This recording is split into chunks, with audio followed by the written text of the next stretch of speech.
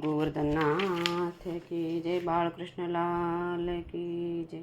બલિરાજાએ વામનજીને પૃથ્વીનું દાન કર્યું। શ્રી સુખદેવજી બોલ્યા કે હે રાજન, કુલગુરુ શુક્રાચાર્ય કહેલા એ શબ્દો સાંભળીને બલિરાજા ક્ષણવાર મૌન રહી અને બોલ્યા કે હે મુનિ, આપે સાચું જ કહ્યું છે।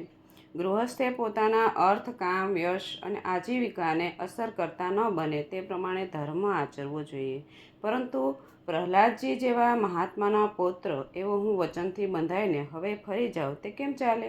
પૃથ્વીનું પણ કહેવું છે કે હું અસત્ય બોલનારા મનુષ્ય સિવાય બધું સહન કરવા સમર્થ છું। બ્રાહ્મણને ઠગવાથી હું જેવો ડરું છું તેવો અન્ય કોઈ પણ પાપ, દારિદ્ર્ય કે નરકથી પણ ડરતો નથી। મૃત્યુ પામતી વેળાએ આ બધું છોડીને જ જવાનું છે, તો પછી જીવતા જ શા માટે ન છોડું? અને જે દાન કરવાથી બ્રાહ્મણ સંતોષ ન પામે તે દાનનો અર્થ શું? દધીચી ઋષિ અને શિબી રાજા જેવા મહાપુરુષોએ તો પ્રાણના ભોગે પણ દેહદાન કર્યા હતા, તો મને ભૂમિદાન કરવામાં શું વાંધો છે?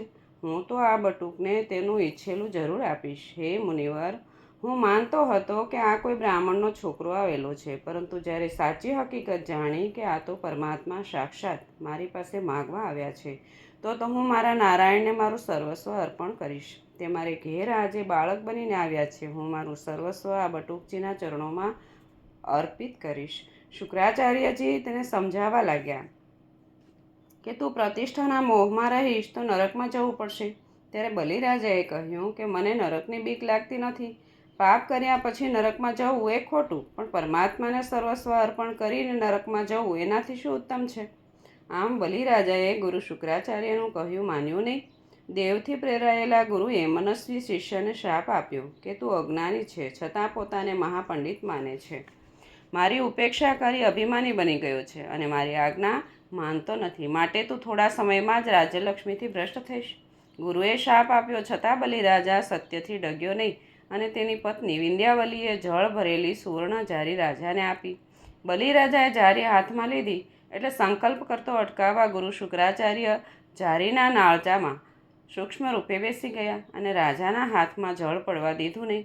વામનજી સમજી ગયા કે નક્કી શુક્રાચાર્ય જારીના નાળચામાં ભરાઈને બેઠા છે, તો વામનજીએ દર્ભની સળી લઈ જારીના નાળચામાં નાખી, તેથી સૂક્ષ્મ સ્વરૂપે રહેલા શુક્રાચાર્યજીની એક આંખ ફૂટી ગઈ। શુક્રાચાર્ય હાર્યા અને બહાર નીકળી ગયા।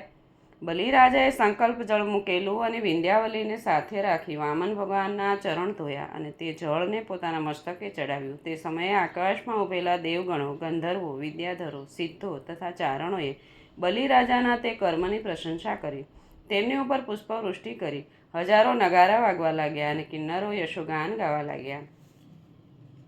ત્યારબાદ શ્રીહરિનું વામન સ્વરૂપ અદ્ભુત રીતે વધવા લાગ્યું અને જોતજોતામાં તો એ સ્વરૂપ એટલું વિસ્તૃત થઈ ગયું કે તેમાં ત્રણેય લોક અને સર્વ દિશાઓ પણ સમાઈ જાય।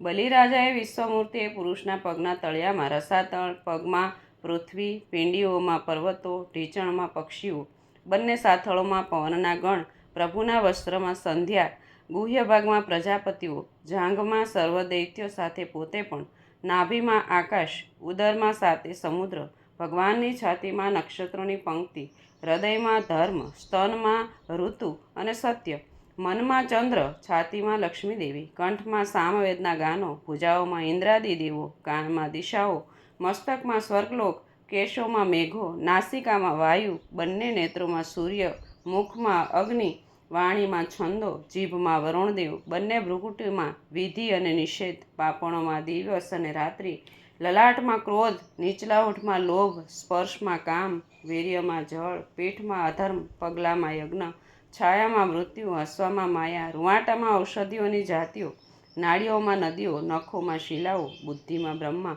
ઇન્દ્રિયોમાં દેવગણો તેમજ શરીરના બીજા અવયવોમાં સ્થાવર જંગમ સર્વ પ્રાણીઓને જોયા। વિરાટ સ્વરૂપમાં આવેલા વામનજીના એક પગલાથી પૃથ્વીને અને બીજા પગલાથી સ્વર્ગને પણ માપી લીધું। તેમના બે પગલામાં ત્રણેય લોક સમાઈ ગયા।